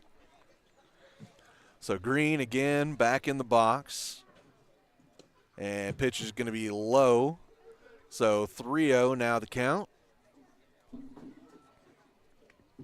By the way, Green is the 9-hole hitter. And we started with the top of the order. So now with that walk, Mabank has batted officially all the way gone through. through. Yeah. Yes, sir. Now batting number 20, Gunnar McGilvra. Looks like we might potentially have looks like we do might have a another pitch pitch and change. Yep. Calling somebody out from right field there. It looks like the first baseman might actually be the one going up there to pitch as he's going to change out his first baseman glove. Oh, well, no, he's heading to outfield. There it is. Oh, okay. So, yeah, they're probably going to end up moving. Well, we'll see because, I mean, McCool's had a bit of a – it's like number 2 there. Well, McCool's – I was going to say he's had a bit of a tough go of it at shortstop, and Beatty started the night out at shortstop.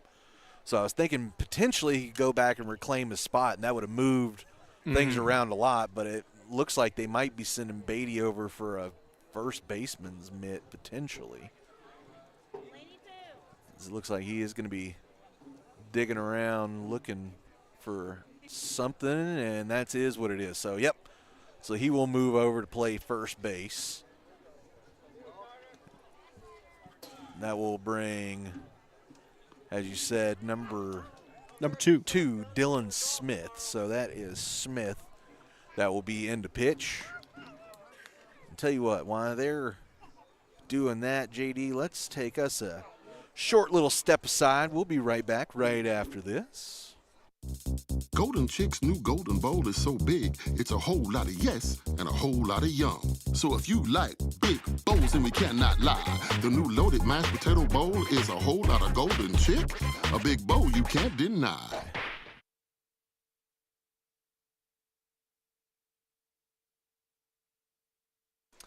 All right, so just wanted a second to get everything situated here. So it is going to be number 2, Dylan Smith, coming to take over on the mound. That will move number 20, Cole Beatty, over to first base, and will shift number 7, Dane P. I'm going to try Dane Postlethwaite over to right field. I'd say that was probably a pretty good attempt at that right there. Well, here, I don't even know. Have you even got to seen it. read this yet? Here, so there it is right there. Postlethwaite, yep. I mean, I think it's about as close as I'm going to get without actually being given it.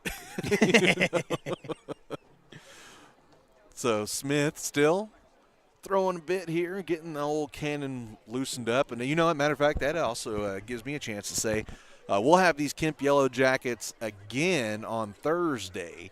And yes, Thursday this week, but it won't be the baseball team, it'll be the softball team. So we'll be right over at the softball field that is directly, there it is, right over there. There we go, to my right. I couldn't think of where I was there for a second. So softball field located just a little bit over to the right of us now, and it'll be senior night for those ladies. Last game of the season for them as well, so. All right, so we're back here. Smith, first pitch for him is going to be off the plate for a ball. It is Gunnar McGilvra batting for the second time this inning. Still just the one out. Runners on the corners, and he's going to smoke one over. Eats up the third baseman. McCool races over and able to pick it up, but that will be we're going to go ahead and say Now reach on an batting error number 3, for Gunnar Matthew McGilvra. Ratley. You know what? He's walked twice and got a strikeout. So that is going to be a single and an RBI for Gunnar McGilvra. That's a really hard play to make right there for that third baseman. So I'd say it's a single. Yeah, I agree. So score now 11-0. Brings up Matt Ratley to the plate. Oh, no, excuse me. We've got a substitution. So that is number 9, Slade Beasley, up at the plate. I apologize.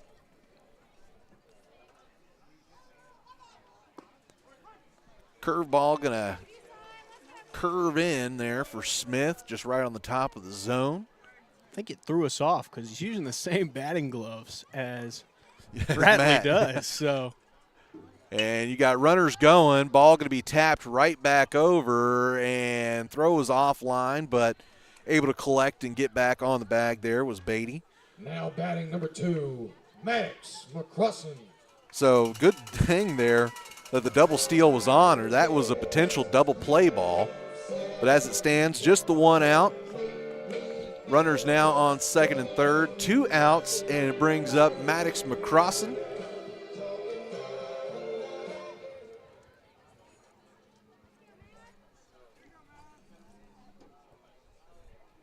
Maddox so far 3 for 3, all singles as he takes the first pitch he sees for a strike.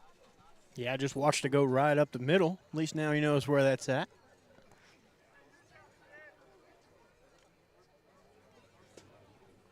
One 0 pitch is going to be low.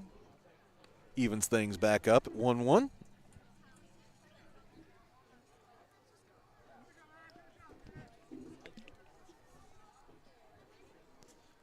Next pitch is going to be tapped and able to pick it up again. There's Smith. This time going to be a better throw over, and Kemp is able to get out of the half inning.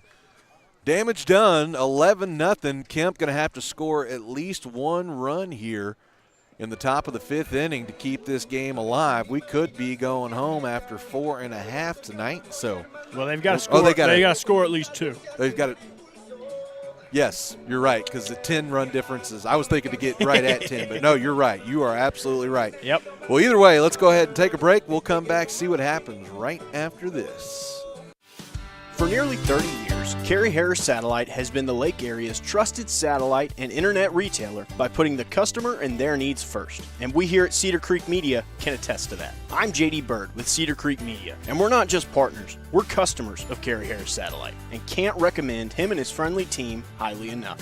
Stop by Carey Harris Satellite in Athens today and ask how they can get you set up with Dish, Spectrum, Starlink, Boost Mobile, and more at 103 La Costa Street in Athens, or call 903-677-9522. Again, that's 903-677-9522. Jeff Van Horn and his team at Precision Spray Foam want to help you protect your investments and potentially lower your energy bill with a new layer of insulating spray foam for your home, barndominium, or metal building. Why choose Precision Spray Foam? Because they can help deter moisture, improve comfort and air quality, and provide extra strength to your building for years to come, all while being environmentally friendly and cost-effective. Jeff and his team make installation a breeze and can retrofit for any need. Call Precision Spray Foam today at 903-880-6323. That's 903-880-6323 for your free estimate today. Precision Spray Foam, part of the Van Horn Construction family and proud supporter of Mabank Athletics.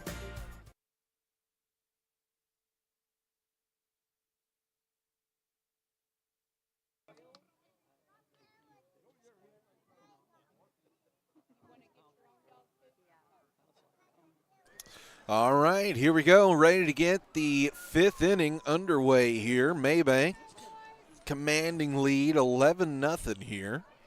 Again, Kemp got to find a way to strike and strike quickly to keep this one going. Now batting number 2, Dylan Smith. Do got a new pitcher on the mound. That is number 9, Slade Beasley. Came in and took the cuts for Ratley. There in the bottom of the 4th, now going to take over on the mound for him. Big chicken. And first pitch going to be high.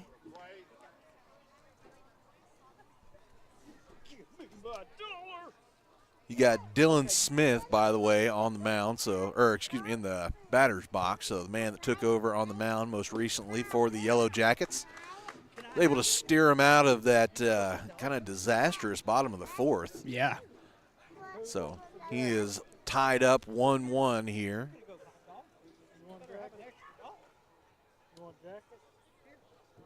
Beasley with that high leg kick is going to find the top of the zone. Tell you what, strike. he's got a nice feel on how to work that inside of the plate right now. Both of those pitches been really close to the batter, able to squeeze just on the inside.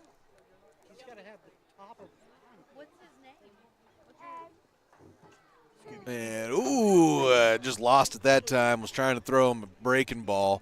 Ends up coming in and hitting Smith on the arm. So, again, got to take the positives with the negative there. Really good-looking series of pitches there for Green. Unfortunately, just kind of fell away on him there. This is going to bring up Mr. Dane. Dane so far tonight, fielder's choice. As Kemp just now, as Dane is the number 9 hitter, just now getting through the 2nd turn of the order. He's going to lace one, and it's going to get down right behind the shortstop area. Green got to it, got it in quickly, but Kemp trying to stay alive here. Quickly putting 2 men on base, no outs. That'll bring up the leadoff man, Turner Soto. Soto 1 for 2 so far tonight, singled and struck out. Also started the game off on the mound.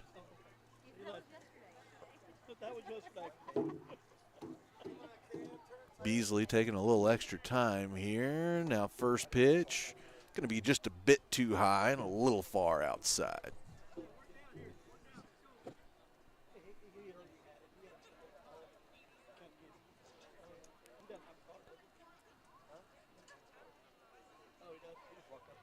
Beasley comes set.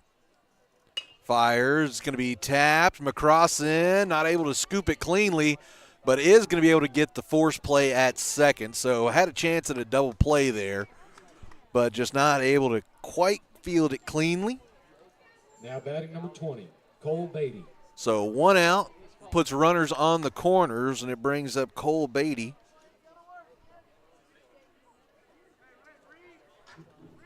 Beatty's played shortstop, has pitched and played first base tonight, has singled and grounded out to third at the batter's box. Going to take a little time here, trying to get in the head of Mr. Beasley.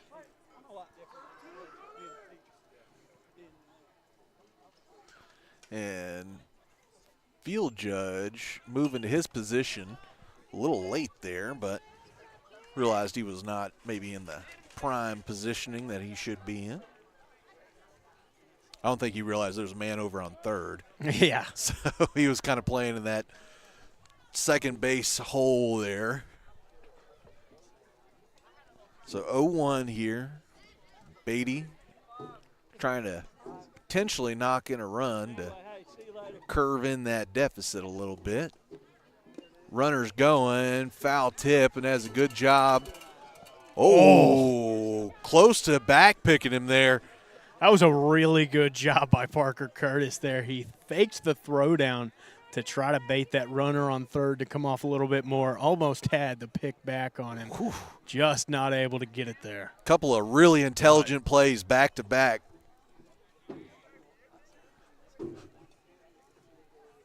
So Beasley trying to get his first K of the night. Oh, big bender. Just doesn't catch enough of the plate. Yeah, it looked like it kind of just died right there as it had gotten to the plate. And that's a hard one to get him a call for you.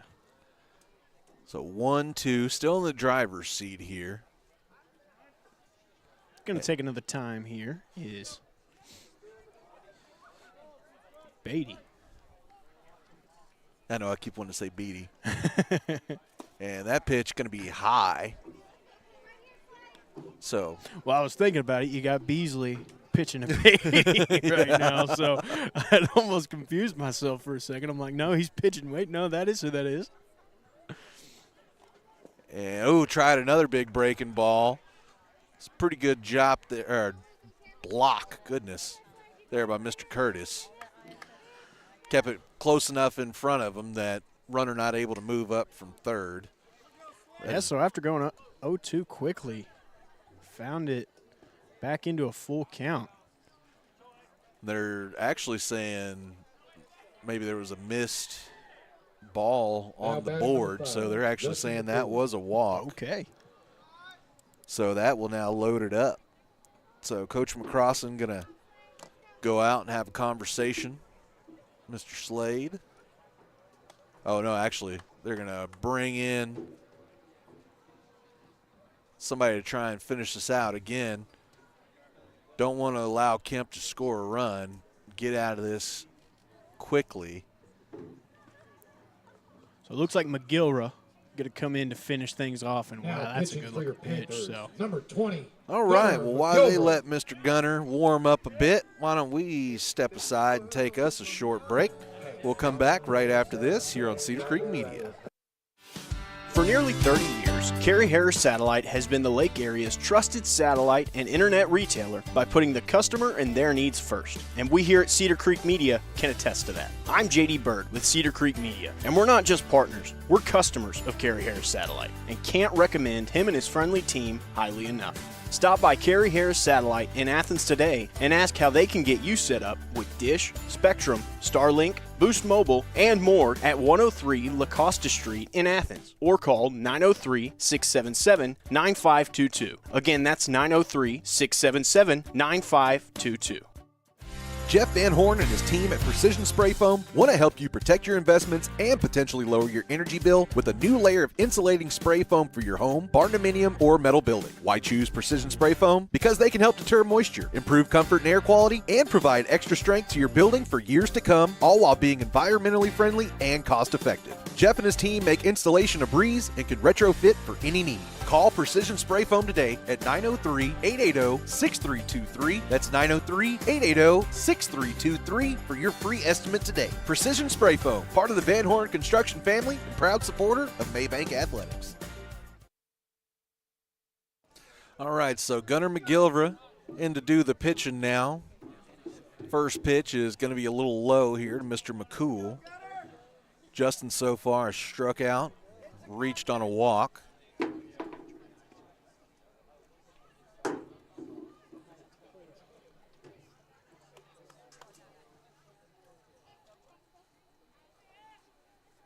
One-0 pitch is going to be tapped, and it's going to get past. And what an effort play right there. A lot of contact and safe. So Kemp going to be able to scratch across 2 runs on the play. So a lot of contact there as Beasley came in,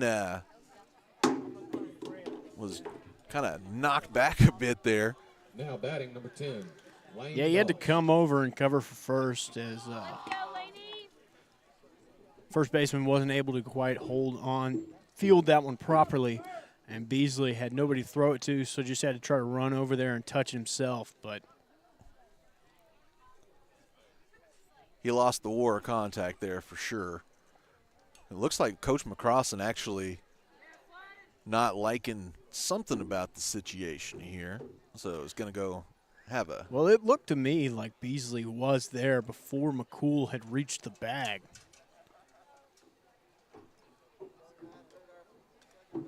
Looks like they're going to. Which makes sense, because then how in the world would McCool have run over Beasley if he wasn't there yet? But I mean, JD, that's a pretty good call there.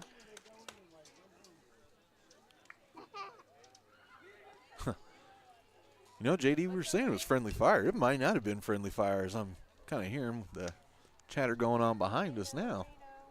We were talking about that heckling. no idea, to tell you the truth.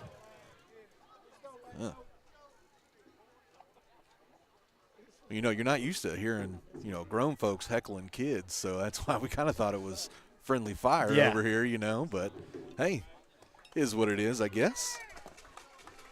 So base is loaded. Catcher Lane Doss, who has been put in tough situation after tough situation all night, has played super admirably behind the plate for the Yellow Jackets. He's going to tap one, and they're going to say it's fair, so throw down over to first, but it will result in a run. Oh. Excuse me, no.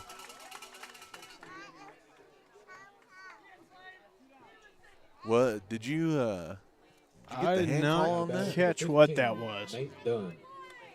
Really not 1,000%. We're just going to say that it turns out to be an out and there's no run scored. I'm going to have to get some clarification on that. I'll talk to Coach McCrossan about that, and we'll get that all squared away next time I talk to you folks. So now 2 outs in the half inning. Beautiful pitch. Dirty pitch right there. That was disgusting. It's Nate Dunn up there, and boy, he just had to watch that one roll by. That was nasty. And, yeah, Dunn right there, I think he was expecting it to curve out like that last one.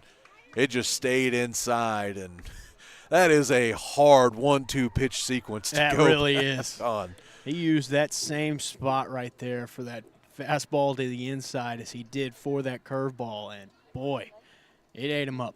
If you can locate those 2 specific pitches over and over again, you're unhittable, man. That is just you're trouble. disgusting work right there.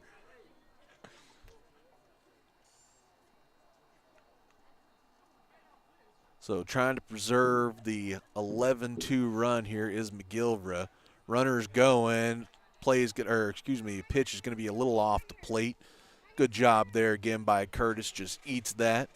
Recognizing the situation. Realizing this pitcher is in full control of the AB right now, so no reason to get squirrely. 1-2 pitch from McGilvra. Oh, man, that was a close one. That was a just about perfect spot right there. Maybe another inch on the inside. That is a K looking. Let's see what he goes with again. That is one of those that it's definitely so close. That pretty much just goes to what the umpire decides to call it. Ooh, lost that one. Just kind of got up and out of the way. So Dunn doing a pretty good job battling back all the way up to 3-2, so full count. Payoff pitch here is going to be smoked foul. Whew. I mean, that thing was on a line and cleared the top of the fence by about an inch. Yeah. He sent that one over to the softball field. Yeah, that was what they call a headache maker right there.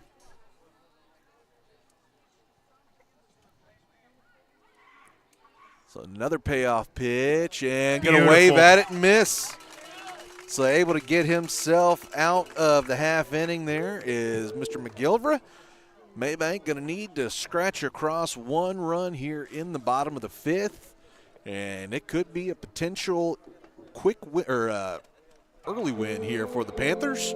We'll see what happens. We're going to take another break. Come back right after this here on Cedar Creek Media. Parks Environmental Services, located on 405 West Mason Street, provides customer service-driven experience that counts. They offer erosion control services such as rock filter dams and retaining walls, soil stabilization services like hydro seeding and sodding, as well as construction services such as land clearing and subdivision maintenance. Call Parks Environmental Services, the erosion control specialist, at 214-693-8056. And for any forestry mulching needs, call Right-of-Way Land Clearing at the same number. Again, that's 214-693-8056. Parks Environmental Services, putting it down to protect your ground.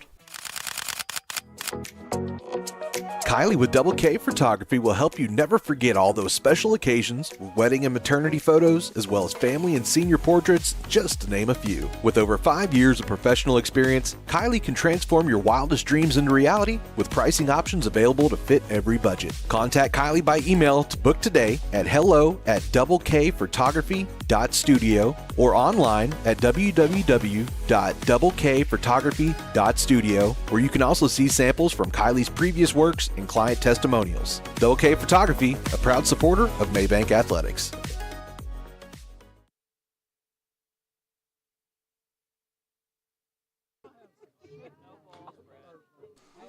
All right, back to it here. Panthers looking to sneak a run. Yeah, it's almost over. Hey, what'd you do with my dog? There we go.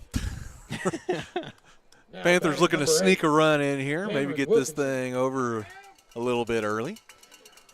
Looks like the man who's been manning the center field going to get a chance to come in and hit. Coming in for Mr. Ty Perkins is Cam Wilkinson. So it's unusual. A guy that's been a defensive-only player for the night, subbed in to pinch hit. Yeah, right. Not usually what you see, but trying to give everybody a bit of a chance to play here tonight, I guess. Why not? And Cam's That's a beautiful swing right there. How about that? You make the decision to let him go in and hit. And he's got a little CNI single to lead things off. Throw back into the infield, kind of gets away from the Yellow Jackets, and he says, well, why, thank you. Well, here's another thing we haven't seen all year. Kevin Foote. As Mr. Foote is about to make his way into the batter's box. You know, and now that you say that, I wish I would have mentioned something earlier. He was actually playing right field back in that we kind of mentioned it. I didn't even notice that. Yeah, we mentioned it in passing on the Beasley play there. But, yeah, was getting to play a little in the field, now getting to bat. A little pinch runner love here. So Foote going to stand in tall here, take his first cuts of the game. First pitch to him, going to be just a little low off the zone. So Smith trying to keep the Panthers out of the or off the plate, I should say. Extend this game out a little bit farther. As runner's going to go, it's Wilkinson, and they're just going to have to eat the throw. As Wilkinson was already pretty close, so I don't think Dawes wanted to take the risk of throwing it over the head or anything like that, or something potentially bad going wrong, because that would be the end of the ball game. Again, Panthers just needing one run to salt this thing away here in the bottom of the fifth. Now it's going to be tapped. It rolls down, and play not going to be made, and that's the way it's going to end. That'll do it. So how about that? Gavin Foote comes in, drops down a bunt, and gets the walk-off winner RBI there. So how about that? Yeah. We'll take it. So kind of an untraditional way of ending things, but hey, a win's a win's a win. We'll take it just about any way you take it. That's right. So final score from the bank here tonight, Mabank 12, Kemp 2. And JD, again, we'll have more hardball action later on this week. It'll be on Thursday this week instead of Friday, as we will be over there watching the girls softball team take on the Kemp Yellow Jackets and what will be their senior night and final game of the year. So it's always a little something extra whenever these two teams get together, and there's always a little something extra when it's the final home of the year. So y'all make sure to tune in. First pitch, if memory serves right, it's going to be right around 6 o'clock. I'm sure they'll do some kind of senior presentation at the beginning, and we'll be sure to get there for that. But all right, again, final here tonight, 12-2. JD, any final word or any wrapping, closing thoughts, anything like that? Can't say much other than just really good all-around team game right there. There was nobody that really kind of just took it all into their hands. Everybody all the way around that batting lineup was able to do their job as soon as they got up there, and especially in the defensive side of things. I mean, holding them scoreless until that fifth inning, that's pretty impressive. So I would say really good job as a team here tonight, as opposed to just one or two people playing insane games. Everybody played a really very solid game tonight. Absolutely. And then I guess final thing I would say here tonight is if you're going to award the game ball to anybody, I think you got to give it to Mr. Matt Ratley. Just, I mean, solid 4 innings here tonight. Scoreless through 4, yeah. Scoreless through 4. Kept Kemp guessing. Matter of fact, we were talking about it, JD.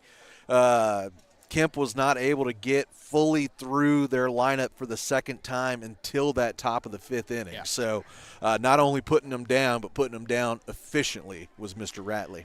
Yes, he was. All right, well, we appreciate you all for being here, and until Thursday, we'll talk to you next time. This concludes tonight's broadcast on Cedar Creek Media. Thank you for watching. We hope you'll join us again soon. Good afternoon, good evening, and good night.